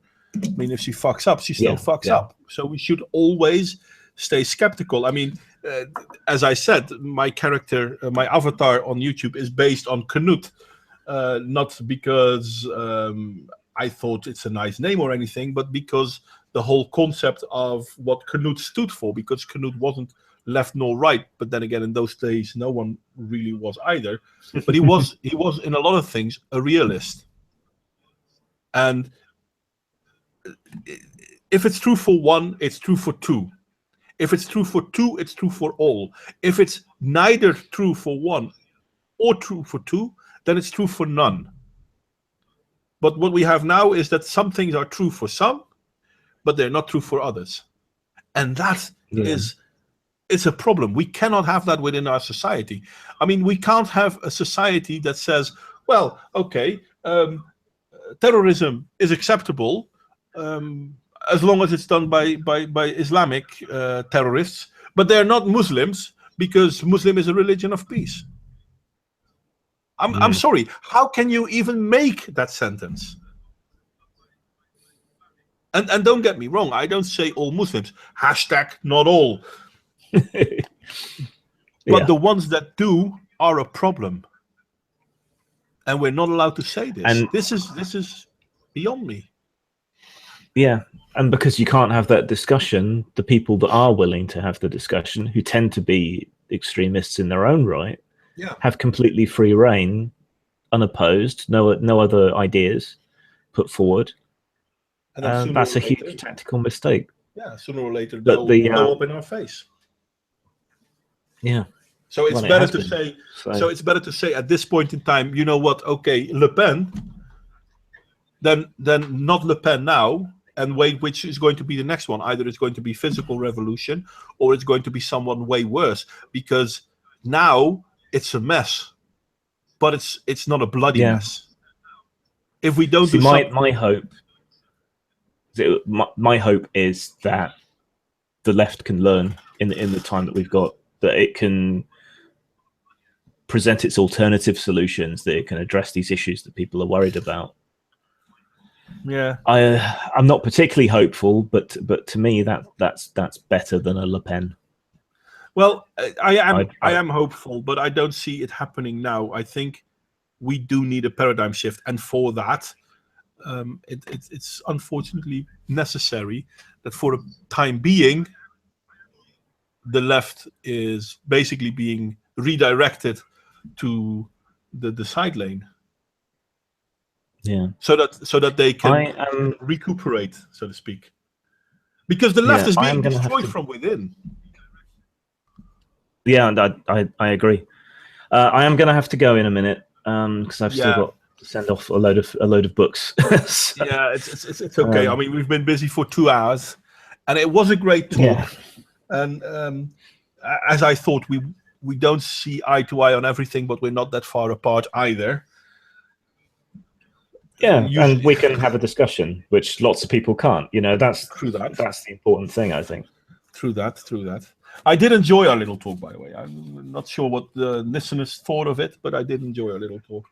And I always usually on the end of my videos, I usually say it's not true because I say so. And I'm sorry, failure accomplished. It was announced. You should have been here sooner. Especially since we started late. We started at 9 instead of 8. We always, well, for me, 9. Him, 8. Yeah. I'm sorry, failure. You should have come sooner. I'm sure it'll be up on the channel, so you can listen to it later. Yeah, you can. I will leave it up, of course. If you want to take it down and put it on your stream, you're welcome to do so. I haven't monetized it or anything like that. I'll just link to yours. Just sling me the link once we're done, and yeah, I'll put it out for you. Okay. And if you want to do this again sometime in a month or two, maybe after the French election or something, yeah. we'll have another chat. Give it another 100 days, just like in America. But yeah. Well, I did enjoy our talk, and it was a great talk, and maybe we'll talk about something else in the future. I don't know. But I do want to thank you very much for your time, because it was, to me, a very fun hangout. For me too. And I've been doing lots of kind of marketing hangouts and stuff, launching games and so on. So it was nice to have a break and do something a bit different. Okay. Well, I think that's about it. I'm sorry, failure accomplished. If you are subscribed to my channel, just click on that little bell thingy so that you get the notifications as well. I'm sorry, mate. Next time, I hope to be on your stream, where I didn't get an invite from. Never mind. Actually, no one got an invite. This was just Grim, Jim, and me. So that was what we agreed upon. That's what we did. And well, listen back. It was a very good talk. I'm curious to whether you think Grim has a better point than I do, or I have a better point than Grim does. Not so much because I want to be right or he has to be right, but just to get the ball rolling. Because this is the sort of stuff we really need to think about. This is the sort of stuff that we need to break mainstream media over. And it's not about if you're in favor of left or right. That's funny enough, not even the thing. But yeah, before we start all over again, Grim, do you want to say something as farewell? Subscribe to my channel. Yeah, subscribe to his channel. Link is in the bottom. I already linked it. I'm closing in on 1,000, and I would really appreciate the follows. So. Yeah, I would like to have 1,000 as well. So if you get friends, send them over to me to subscribe to me. Woohoo! I'll see what I can do. Yeah, don't work too hard on it, mate. Anyway, thank you very much all for coming, and I hope you all have a great night. And I'm going to click on this